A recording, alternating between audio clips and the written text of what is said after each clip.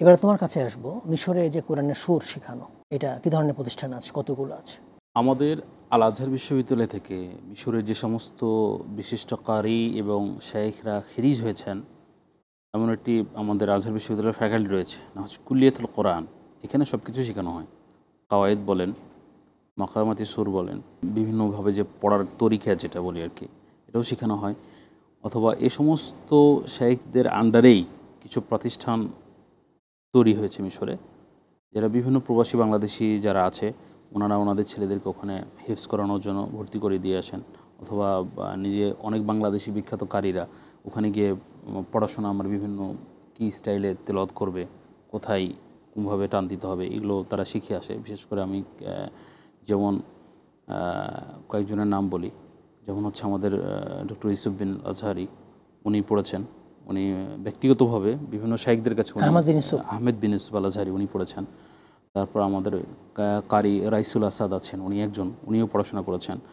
এবং আমাদের আরও কয়েকজন বাংলাদেশি ভাই যারা স্পেসিফিক 10 কেরাতের উপরেই তারা ট্রেন্ড মানে প্রশিক্ষণ নিয়েছেন।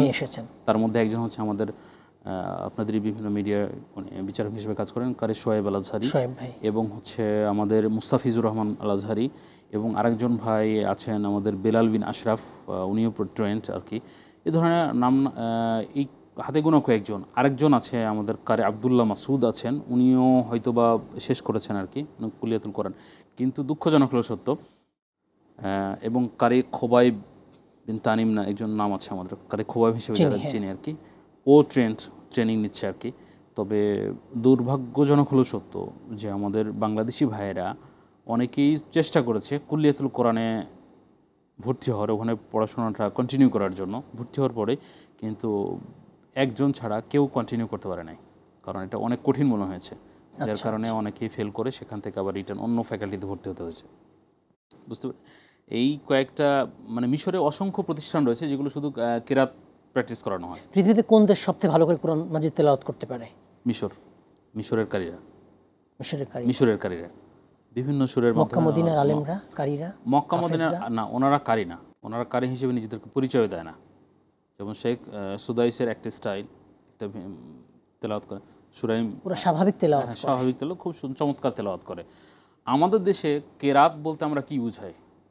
আমাদের দেশে কেরাত হচ্ছে মনে করেন যে উচ্চ কণ্ঠে, মানে কানে হাত দিয়ে চোখ বাঁকা করে, মানে চেহারা চেঞ্জ করে মানে চিৎকার মেরে যে পড়া, এটাই আমাদের সাধারণ আম পাবলিক যেটা, এটাকে কেরাত হিসেবে পরিচয়। কিন্তু আসলে কেরাত না, এটা তো কেরাত না। কেরাত হচ্ছে সেটা যে আপনি 10 ভাবে যে কোরআন তেলাওয়াত পড়তে পারেন, হ্যাঁ, এটাই হচ্ছে কেরাত। ওই যে স্টাইলে আমাদের বাংলাদেশের মানুষ এটা তো একভাবে পড়ে, একরকমভাবে সুরভাবে পড়ে, সুন্দরভাবে সুর দিয়ে পড়ে, একটা ধরন চেঞ্জ করে বিভিন্নভাবে পড়ে, এটা কিন্তু কেরাত না। কেরাত হচ্ছে পুরো একটা আয়াতকে কয়েকভাবে পড়ে শুনিয়ে দেয়। হ্যাঁ, এর মধ্যে 3-4টা চলে আসে আর কি। মিশরের কারীরা বাইতুল মোকাররমে যেটা তেলাওয়াত করে দেখলে দেখতে বুঝতে পারবেন আর কি। তো এ ধরনের বিভিন্ন প্রতিষ্ঠান রয়েছে, আমাদের বাংলাদেশি ভাইয়েরা এভাবে ট্রেনিং নিয়ে আসতেছে, পড়ছে, আবার অনেকে উৎসাহিত হচ্ছে যাচ্ছে। আলহামদুলিল্লাহ, এটা খুব ভালো একটা লক্ষণ আর কি। জি, অনেক ধন্যবাদ হাফেজ মুজাহিদুল ইসলাম। কোরআন মাজিদে যে লোক দেখানো তেলাওয়াত করে ব্যাপারে কিছু বলবা? মানে লোক দেখানোর উদ্দেশ্যে কোরআন মাজিদ তেলাওয়াত করা। কোরআনুল মাজিদ তো তেলাওয়াত করতে হবে আল্লাহর জন্য, মানুষ দেখবে, সুন্দর বলবে। মানে কৃত্রিম সুরে তেলাওয়াত করে, লোক দেখানো তেলাওয়াত করে, এটা তো করলে গুনাহ হবে। কোরআন সুন্দরভাবে তেলাওয়াত করতে হবে আল্লাহর জন্য, আল্লাহ সন্তুষ্টির জন্য।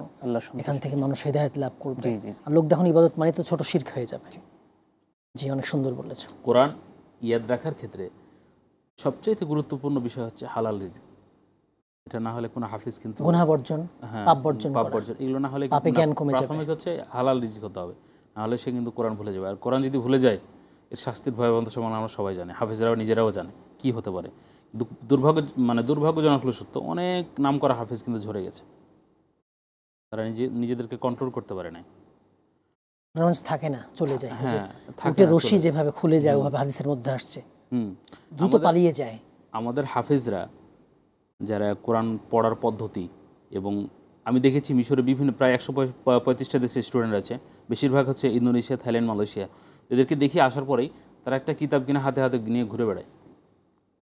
কিতাবটা কি কিতাব? খুব সুন্দর। ইলমুল কিরাতের উপর একটা কিতাব আছে আমাদের। হাফেজ সাহেবরা হয়তো, আমাদের বাংলাদেশি হাফেজরা খুব কমই জানে এই কিতাবটা সম্পর্কে। এটা হচ্ছে, কিতাবটার নাম হচ্ছে হিজুল আমানি ওয়া ওয়াজহুত তোহানি ফি কিরাতি সাবিয়া।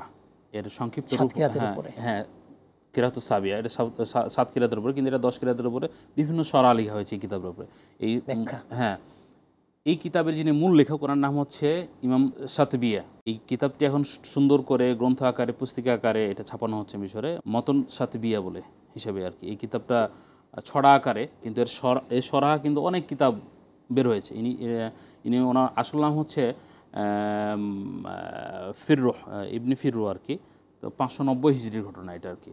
এই কিতাবটি মিশরে, হ্যাঁ, এই অনেক প্রসিদ্ধ, এবং ইলমুল কিরাতের উপরে এই কিতাবটার মতো আর কিতাব হতে হয় না আসলে। বুঝতে পেরেছি। এই কিতাবটা যারা ইলমুল কিরাত চর্চা করতে চাই যে ওই কিতাবটা সম্পর্কে তারা জানুক এবং পড়াশোনা করুক। ছন্দ আকারে পড়া, খুব মজার। মারহাবান মারহাবান মারহাবা।